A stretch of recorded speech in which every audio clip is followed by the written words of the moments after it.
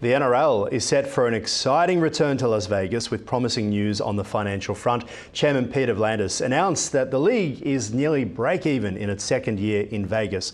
The 2024 season saw record revenues and viewership driven by thrilling matches like the Sea Eagles, Rabbitohs and the Roosters Broncos doubleheader. V'landys emphasising that this year's venture shows potential for profit, countering claims of excessive costs.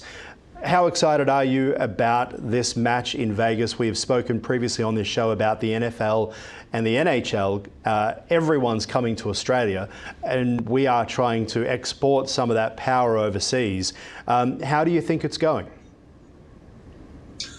Look, I think it's created a lot of excitement around the NRL. I know that it's a great thrill for the fans. You see the crowds there, mainly Australians going over there, I think, Aaron, rather than Americans. It's great for the league, great for the players, a good experience. I saw some of the players from Cronulla visiting the firefighters from Los Angeles that have fought the fires. So they're doing a lot of good, I think, in terms of, footy diplomacy for the NRL. I think in terms of ratings, it's obviously going to be watched more in Australia than the US. The NFL, American football, is the #1 sport, so they're not going to be all switching onto NRL just yet. But I think it's doing some good, probably for the game back home. And Peter V'landys has a real vision in terms of taking the NRL global and picking up sponsors and picking up some international dimension, I think. Guess what the first code was that ESPN had as its regular baseline television service when it first began? I'll say Aussie rules. Correct. It was the AFL, and it was seen as, what is this thing happening at night time? And it did so well. Unfortunately for the NRL, it hasn't yet translated, as we say.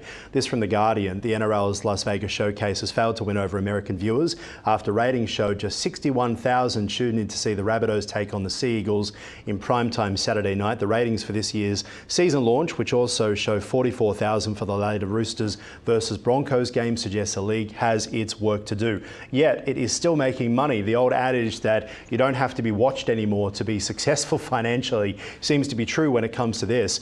Do you think that they will be able to win over the Americans, or do you think this is more that great Australian idea that we love, an Aussie idea, an Aussie that goes overseas? Is the NRL the Olivia Newton-John of today? I love it, yeah. Peter V'landys is Olivia or John Travolta, I'm not sure, but look, it's quite clear that it's good to take the game overseas. I mean, the AFL's done it with David Koch taking Port Adelaide to China, and I covered a game between Collingwood and the Crows in the UAE. A lot of it's looking after expats in that case. I think also, Aaron, as we've said on this program, there's a bit of a war for talent. I mean, the Pacific Islanders could play rugby union, rugby league, or NFL in America, and we saw that with the NFL bringing their game to Melbourne in 2026. They're looking at an academy for talent on the Gold Coast. So I think the importance of the Pacific and the West Coast of the United States and the sort of war for talent between the NRL, Super Rugby, and the NFL is quite a big one, and I think the NRL have got a keen eye on that. I feel like what we're watching here is the beginning of something that in 10 years' time we'll look back on and say it was 2024, 2025 where this started, which is the globalization of everything, right? So if you think about the NHL and the NFL, why are they heading to the UK and to different countries and to Melbourne next year, as you mentioned? Because they are dealing with these television providers that are now global, right? You think of the tech companies that own these platforms now, they are global. Whereas Channel 7, Channel 9 was started in the 50s because they had a tower on a hill that could only get to so many people, and therefore the sports kind of followed that trajectory as well. Do you think that we are witnessing the transformation of sport, and similar to the streaming services, that it doesn't pay to be local and parochial, it pays to be global?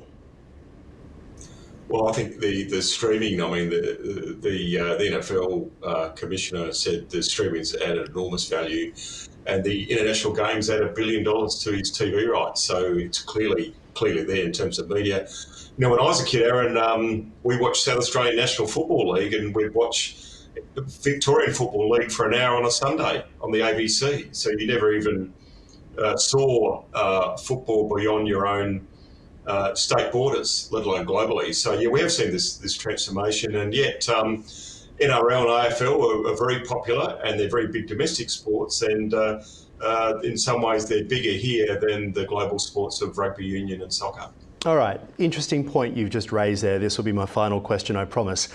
When you talk there about the ABC used to have the rights to the VFL, they don't anymore. Why? Because the ABC could not afford to retain those rights. Are we witnessing the beginning of local commercial television stations being unable to afford the rights to games that are kind of becoming bigger, right? You think about the chief sponsors of the AFL, they are the Coca-Colas and the McDonald's and the Toyotas of the world, global brands. And they have very much been connected to the Channel 7s and the Channel 9s over the years. Do you foresee a time where they won't be able to compete with the interest that we'll start seeing from global platforms like Amazon, Netflix even, that are now getting into sport, live sports, because they want advertisers and advertisers want sport? Do you think that we will start to see a shift in the way Australian sports media works?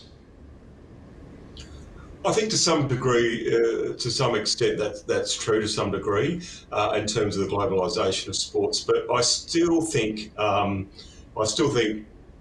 local crowds and local communities make the sport strong. You see that with the GWS Giants have really tried. They're a good team.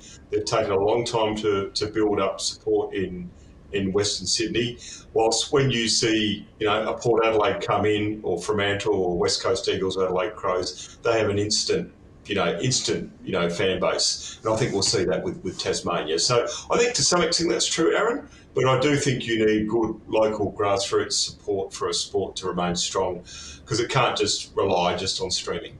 Professor Tim Harcourt, I throw a lot at you during these things and you bat them away so beautifully. It must be all that cricket you watch over the weekend. Appreciate your time. Thanks so much. Thanks, Aaron. Enjoy it always. Thank you.